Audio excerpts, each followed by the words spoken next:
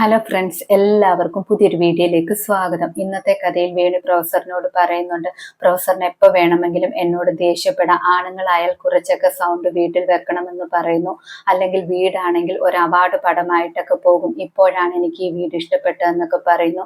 അതിനുശേഷം വേണിയാണെങ്കിൽ ചോദിക്കുന്നുണ്ട്, പ്രൊഫസറിനാണെങ്കിൽ എന്നോട് ദേഷ്യമുണ്ടോ എന്ന്. പ്രൊഫസർ അപ്പോൾ ഒരു ദേഷ്യമില്ല എന്നൊക്കെ പറയുന്നു.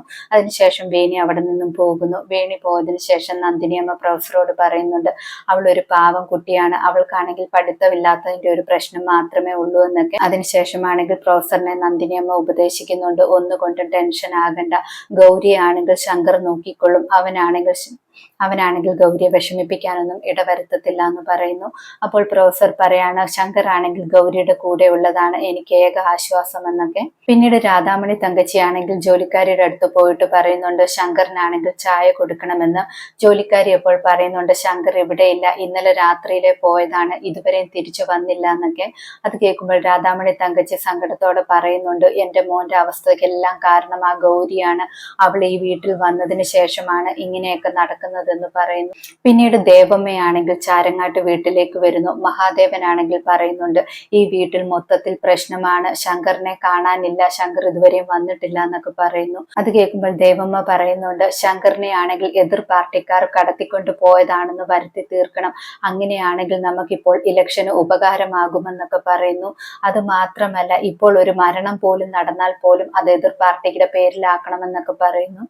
ഇതെല്ലാം പറയുന്നത് കേട്ടുകൊണ്ടാണെങ്കിൽ ഗൗരി അവിടേക്ക് വരുന്നു. ഗൗരി അപ്പോൾ ദേവമ്മയോട് പറയാണ്, ദേവമ്മ ഇങ്ങനെയൊക്കെയാണോ സംസാരിക്കുന്നത്, ഇപ്പോൾ ശങ്കറിനെ കണ്ടെത്തുകയല്ലേ വേണ്ടതെന്നൊക്കെ പറയുന്നു. അച്ഛനോടും പറയുകയാണ്, ശങ്കറിനെ കണ്ടെത്തുകയാണ് ഇപ്പോൾ വേണ്ടതെന്ന്. രാധാമണി തങ്കച്ചി ഗൗരിയോട് പറയുന്നുണ്ട്, നീ കൂടുതലൊന്നും സംസാരിക്കണ്ട, നിന്നെ ഇങ്ങോട്ട് ആരാ വിളിച്ചതെന്നൊക്കെ ചോദിക്കുന്നു.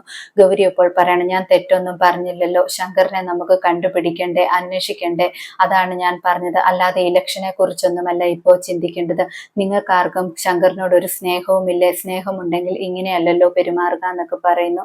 അത് കേൾക്കുമ്പോൾ രാധാമണിക്ക് ദേഷ്യം വരുന്നുണ്ട്. രാധാമണി ചോദിക്കുകയാണ്, നിന്നോടാണോ അപ്പോൾ ശങ്കറിന് സ്നേഹം, അങ്ങനെയെങ്കിൽ നിന്നോട് പറഞ്ഞിട്ടല്ലേ അവൻ പോകേണ്ടത്, നിന്നോട് പറയാതല്ലേ പോയതെന്നൊക്കെ പറഞ്ഞിട്ട് ഗൗരിയെ പിടിച്ചു തള്ളുന്നുണ്ട്. അതിനുശേഷം ഗൗരിയെ പിടിച്ചുകൊണ്ട് മുകളിലേക്ക് പോയിട്ട് റൂമിൽ പൂട്ടിയിടുന്നു. പൂട്ടിയിട്ട് താക്കോലുമായിട്ട് രാധാമണി തങ്കച്ചി വെളിയിലേക്ക് വരികയാണ്. ആ സമയത്ത് അവിടേക്ക് കമലേട്ടത്തി വരുന്നുണ്ട്. കമലേട്ടത്തി ആണെങ്കിൽ പറയുന്നുണ്ട്, ഗൗരി എങ്ങോട്ടും പോവില്ല, അവളെ എന്തിനാണ് പൂട്ടിയിട്ടേക്കുന്നതെന്ന്. അത് കേൾക്കുമ്പോൾ ശേഖറിന് ദേഷ്യം വരുന്നു. ശേഖർ ആണെങ്കിൽ കമലയും അടിക്കുകയാണ്. അതിനുശേഷം കമലയെ റൂമിൽ കൊണ്ടുപോയിട്ട് പൂട്ടിയിടുന്നു. അതിനുശേഷം ശേഖർ ആണെങ്കിൽ അമ്മയോട് പറയുന്നുണ്ട്, എനിക്കൊരു കാര്യം സംസാരിക്കാനുണ്ട്, ഇപ്പോഴാണെങ്കിൽ ഈ വീട്ടിൽ ആരുമില്ല, ഈ സമയം നോക്കി നമുക്ക് ഗൗരിയെ ഇല്ലാതാക്കണം, ഇതിന് പറ്റിയ ഏറ്റവും നല്ല സമയമാണെന്നൊക്കെ പറയുന്നു. ശേഖർ പറയുന്നതിൽ കാര്യമുണ്ടെന്ന് രാധാമണി വിചാരിക്കുന്നു. അതേസമയം റൂമിലാണെങ്കിൽ ഗൗരി ഒരുപാട് സങ്കടപ്പെടുകയാണ്. ഞാൻ ഇനി എന്താണ് ചെയ്യുക, പോലീസിനെ വിളിച്ചാലോ എന്നൊക്കെ ആലോചിക്കുന്നുണ്ട്. പക്ഷെ പോലീസിനെ വിളിച്ചാൽ ഈ കുടുംബക്കാർക്ക് ചീത്തപ്പേരാകും, പിന്നെ അതിന്റെ പേരിലായിരിക്കും എന്നെ കുറ്റപ്പെടുത്തുന്നത്. അച്ഛനെ വിളിച്ചാലും അച്ഛനാണെങ്കിൽ അവിടെ നിന്ന് വരാൻ ദൂരമാണ്, പിന്നെ എന്താണ് ചെയ്യുക എന്നൊക്കെ ആലോചിച്ചിട്ട് ഗൗരി ആണെങ്കിൽ ശങ്കറിന്റെ കൂട്ടുകാരൻ ജോജുവിനെ വിളിക്കുന്നു. ജോജുവിനോട് പറയുന്നുണ്ട്, ശങ്കറിനെ കുറിച്ച് എന്തെങ്കിലും അറിയുമോ എന്ന്. ജോജു അപ്പോൾ പറയുന്നുണ്ട്, ഞങ്ങൾ അന്വേഷിക്കുന്നുണ്ടെന്നൊക്കെ. ഗൗരി അപ്പോൾ ജോജുവിനോട് പറയുന്നുണ്ട്, അജിത്തിനെ കൂട്ടി വീട്ടിലേക്ക് വരാനെന്ന്, നമുക്ക് 3 പേർക്കും കൂടി ശങ്കറിനെ അന്വേഷിക്കാമെന്ന് പറയുന്നു. ജോജു അപ്പോൾ പറയണം, അരമണിക്കൂറിനുള്ളിൽ അങ്ങോട്ട് വരാമെന്ന്. അതിനുശേഷം ഫോൺ വെക്കുന്നു. പിന്നീട് കാണിക്കുന്നത് വേണിയും ആദർശനെയാണ്. കാറിലിരിക്കുന്ന വേണിക്കാണെങ്കിൽ ജ്യൂസുമായിട്ട് ആദർശ് ചെല്ലുന്നു.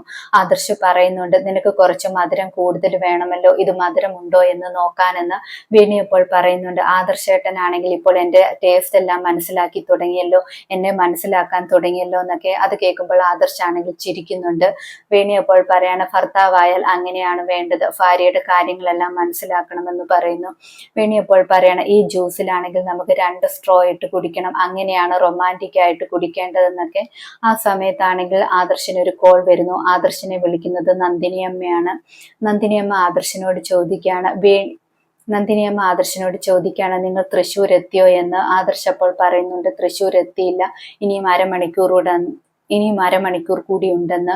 നന്ദിനിയമ്മ ഇപ്പോൾ ചോദിക്കുന്നുണ്ട്, എന്തിനായിരിക്കും വേണിയാണെങ്കിൽ തൃശ്ശൂർ പോകണമെന്ന് പറഞ്ഞത്, എന്തെങ്കിലും കാര്യമുണ്ടായിരിക്കുമല്ലോ, ഇനി ഇവിടെ നടന്ന കാര്യമൊക്കെ മഹാദേവനോട് പറയാനായിരിക്കുമോ എന്നൊക്കെ ചോദിക്കുന്നു. ആദർശ് അപ്പോൾ പറയാണ്, എന്താണ് കാരണമെന്ന് എനിക്കും അറിയില്ല എന്ന്. ഫോൺ വെച്ചതിന് ശേഷം വേണിയുടെ അടുത്തേക്കാണെങ്കിൽ വീണ്ടും ആദർശ് വരുന്നു. വേണി അപ്പോഴേക്കും ആദർശിന്റെ ജ്യൂസ് വാങ്ങിയിട്ട് 2 സ്ട്രോ ഇട്ടിട്ട് വരുന്നു. ഇത് നമുക്ക് 2 പേർക്കും ഒരുമിച്ച് കുടിക്കാമെന്ന് പറയുന്നു. ആദർശ് അപ്പോൾ ചോദിക്കുന്നുണ്ട്, ഞാൻ കുടിക്കാം, പക്ഷെ നീ അതിനു മുമ്പ് എന്നോടൊരു കാര്യം സത്യം പറയണമെന്ന് പറയുന്നു. നീ ശരിക്കും എന്തിനാണ് തൃശ്ശൂരിലേക്ക് പോകുന്നത്, നിന്റെ വീട്ടിലേക്ക് പോകുന്നതെന്ന് ചോദിക്കുന്നു. വേണി അപ്പോൾ ഒരുപാട് സന്തോഷത്തോടെ പറയുന്നുണ്ട്, കല്യാണം കഴിച്ചു കഴിഞ്ഞതിന് ശേഷം സ്വന്തം വീട്ടിലേക്ക് പോകുന്നത് ഒരു സന്തോഷമാണ്. അവിടെ പോയി ആഹാരം കഴിക്കുന്നതും അമ്മയുടെ വായിൽ നിന്നും കുറച്ച് വഴക്ക് കേൾക്കുന്നതും ഒക്കെ നല്ലൊരു രസമാണ്. അതിനുവേണ്ടിയാണ് പോകുന്നത്. അതൊക്കെ പെണ്ണുങ്ങൾക്ക് പറഞ്ഞാലേ മനസ്സിലാകത്തുള്ളൂ എന്ന് പറയുന്നു. അത് കേട്ടിട്ട് ആദർശ് അപ്പോൾ പറയുന്നുണ്ട്, നീ എന്റെ മുഖത്ത് നോക്കിയിട്ട് പറ, ഇത് തന്നെയാണോ കാരണമെന്ന്, സത്യം പറയണമെന്ന് പറയുന്നു. ആ സമയത്ത് വേണിയാണെങ്കിൽ ആദർശിന്റെ മുഖത്തേക്ക് നോക്കുന്നു.